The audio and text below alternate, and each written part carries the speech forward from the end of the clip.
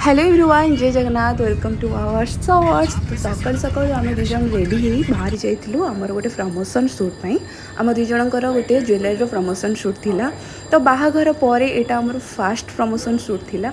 सो आम दुज बहुत excited थिलु and eighty पहुँचला पर हिंदुस्तान ज्वेलरी पहुँचला पर सब कलेक्शन देखिए आम दुज को भी बहुत बढ़िया लगी।